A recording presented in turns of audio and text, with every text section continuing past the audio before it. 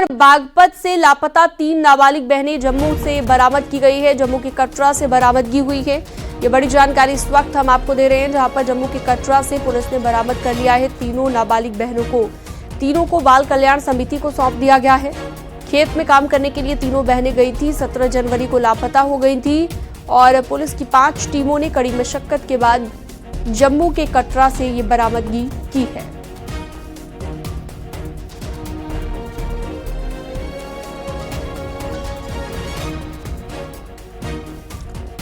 और एक बड़ी खबर गाजियाबाद से, दंपति का शव सड़क किनारे मिला है। दोनों की गोली मार कर की गई है हत्या कर शव को फेंके जाने की आशंका यहां पर जताई गई है। पुलिस पूरे मामले की जांच में जुटी है। थाना मधुबन के बापूधाम इलाके की घटना हम आपको बता रहे हैं, जहां पर दोनों की गोली मारकर हत्या की गई है। तो मौके पर पुलिस मौजूद है, जांच में जुटी हुई है और दंपति का शव यहां पर सड़क किनारे पाया गया, जिसकी जांच लगातार जारी है।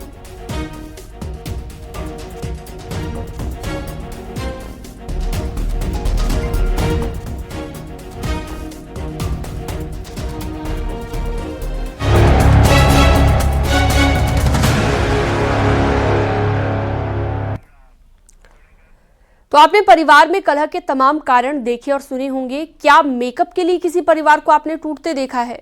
आगरा से एक ऐसी ही हैरान कर देने वाली खबर सामने आई, जहां पर एक सास बहू की लड़ाई थाने से होते हुए परिवार परामर्श केंद्र तक जा पहुंची। जब झगड़े की वजह पता चली तो अधिकारियों ने माथा पीट लिया। बहू ने सिर्फ इसलिए सिर पर आसमान उठा लिया था क्योंकि सास ने उसके मेकअप का सामान इस्तेमाल कर लिया था। यानी कि लिपस्टिक की लड़ाई तलाक तक आई।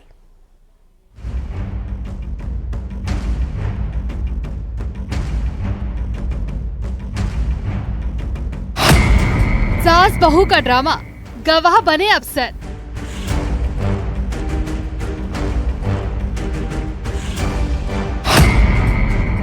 बिंदी के लिए विलन बनी बहू। लिपस्टिक के लिए नो लव।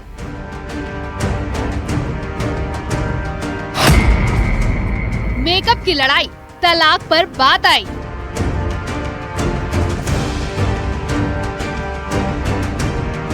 ये खबर हर सास बहू के लिए है, हर उस महिला के लिए है जिसके घर में 2 या 2 से अधिक महिलाएं रहती हैं।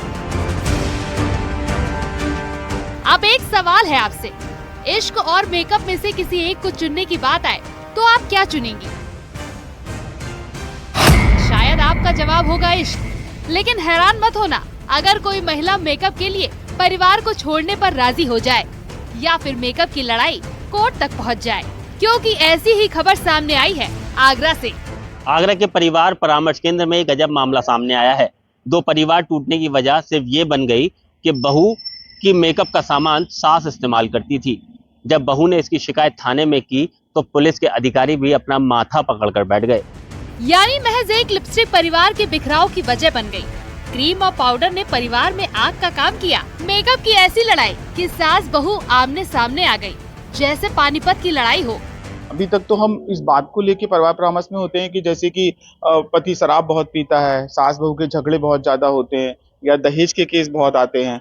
इस तरह के केस तो जनरली आते ही रहते हैं, लेकिन ये बहुत अजीब सा था। जैसे कि वो दोनों भाई थे और वो दोनों बहनें थी जिनका विवाह हुआ था। विवाह को बहुत ज्यादा समय नहीं हुआ है, 6 से 8 महीने हुए हैं, लेकिन बड़ी बहू का आरोप ये था कि वो जो भी क्रीम पाउडर वगैरह जो भी सामान लाती है वो उसकी सास उनको लगा लेती है। मामला आगरा का है। यहाँ के परिवार परामर्श केंद्र पर एक ऐसा मामला सामने आया कि हर कोई हैरान रह गया। एक बहू ने परिवार परामर्श केंद्र पर ये कहते हुए हंगामा काट दिया कि उसकी सास उसका मेकअप का सामान इस्तेमाल करती है।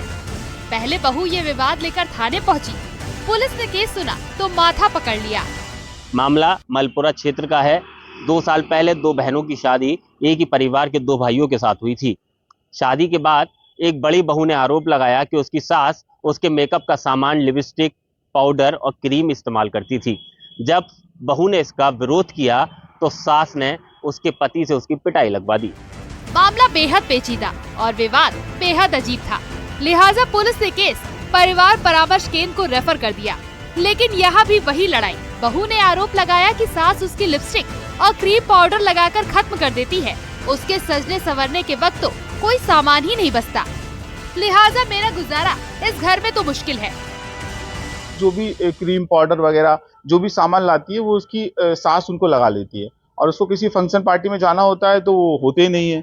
इस बात को लेके काफी झगड़ा हुआ कि वो फंक्शन पार्टी में गई और उसको क्रीम लगाने नहीं मिली, या उसको पाउडर नहीं मिला, या परफ्यूम वगैरह नहीं मिला, तो सास से झगड़ा किया, और वो झगड़ा इतना ज्यादा हुआ कि घर की दहलीज से पार करके परिवार परामर्श केंद्र तक आ गया। हमने समझाने का बहुत प्रयास किया, अब देखते हैं उसमें क्या हो सकता है।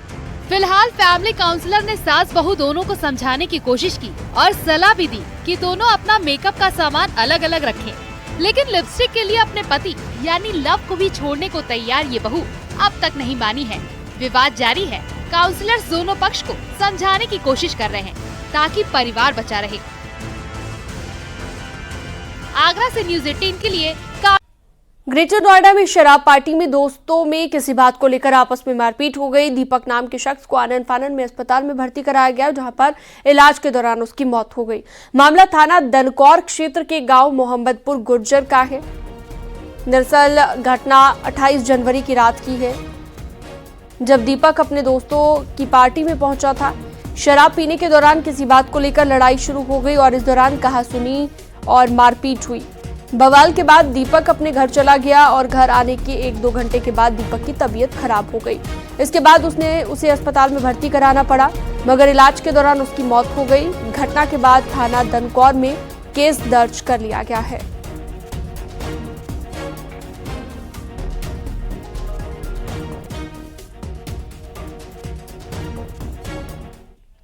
जश्न, मारपीट और यूट्यूबर दीपक की दर्दनाक मौत। हम आपको पूरा किस्सा सुनाएंगे। ये ग्रेटर नोएडा दनकौर थाना क्षेत्र के मोहम्मदपुर गुजर गांव का है, जहां पर मनीष ने पार्टी का आयोजन किया था और इसमें दीपक जो यूट्यूबर है पेशे से, वो पार्टी में पहुंचा था और इस दौरान शराब के नशे में वहां पर मौजूद 3 से 4 जो दोस्त थे उनके बीच कहासुनी हुई। कहासुनी के बाद मारपीट हुई और मारपीट के बाद शराब के नशे में धुत तमाम लोग अपने घर चले गए। जब दीपक अपने घर पहुंचा तो वहां पर उसकी तबीयत बिगड़ी। इलाज के लिए निजी अस्पताल में पहुंचे। वहां पहुंचे तो जानकारी हुई कि उसके सिर में चोट लगी थी, जिसमें ब्लड क्लॉटिंग हुई थी, लिहाजा इलाज के दौरान उसकी दर्दनाक मौत हो गई है। गौतम बुद्ध नगर पुलिस कमिश्नरेट ने इस दौरान 2 लोगों को हिरासत में ले लिया है। टीमों का गठन किया गया है दबिश देने के लिए, और दूसरी तरफ गंभीर धाराओं में दनकौर थाना क्षेत्र में मुकदमा दर्ज कर लिया है। कैमरामैन हरीश के साथ हिमांशु शुक्ला, न्यूज़ 18 ग्रेटर नोएडा। तो दनकौर थाना क्षेत्र का ये पूरा मामला है। हमारे सहयोगी हिमांशु इस पर जानकारी दे रहे थे। और शराब पार्टी में लड़ाई होती है, लड़ाई के बाद नौबत पिटाई तक आ जाती है। यूट्यूबर की पिटाई हुई थी और उसके बाद ये पूरा मामला बढ़ गया।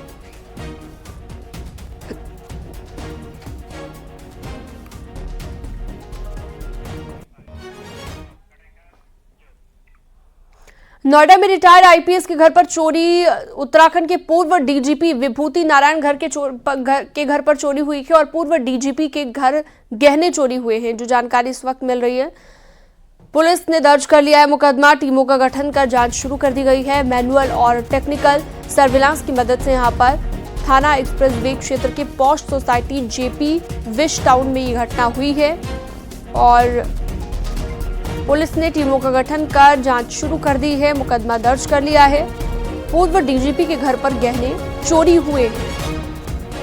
तो रिटायर्ड आईपीएस अधिकारी के घर पर चोरी हुई है। उत्तराखंड के पूर्व डीजीपी विभूति नारायण राय के घर पर चोरी हुई है। हिमांशु फोनलाइन पर जुड़ गए हैं ज्यादा जानकारी के लिए। हिमांशु, क्या जानकारी चोरी की इस खबर को लेकर? बिल्कुल, देखिए आपको बता दें, उत्तराखंड के पूर्व डीजीपी हैं जो नोएडा के post sector JP wish town में रहते हैं और इनके घर पे चोरी की सूचना मिली थी, जिसके बाद पुलिस ने तत्काल छानबीन करते हुए मुकदमा दर्ज कर लिया था। और पुलिस का शक जो है वो किसी बहुत क्लोज एड पर है, जो पारिवारिक सदस्य भी हो सकता है या जो घर में रोजाना आना जाना हो। ऐसे व्यक्ति पर पुलिस की निगाहें टेढ़ी हैं और टेक्निकल और मैनुअल सर्विलांस की मदद भी ली जा रही है। लिहाजा इस पूरे प्रकरण में टीमों का गठन किया गया है और टेक्निकल मैनुअल सर्विलांस की मदद ली जा रही है और साथ ही खोजबीन भी की गई है, छानबीन भी की गई है और अब पुलिस का कहना है कि जल्द इस पूरे प्रकरण में पर्दाफाश किया जाएगा। जी ठीक है, बहुत शुक्रिया तमाम जानकारी विस्तार से देने के लिए हिमांशु।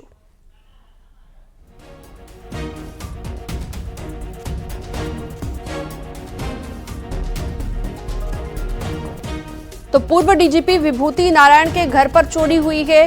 चोरों के हौसले बुलंद हैं। यहां पर गहने जो घर में रखे गए थे उन पर हाथ साफ किया है चोरों ने।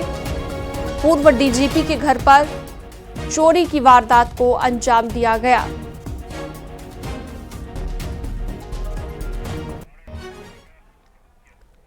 कवि सम्मेलन चल रहा था, मंच पर कविता पाठ हो रहा था, लेकिन उसके बाद जो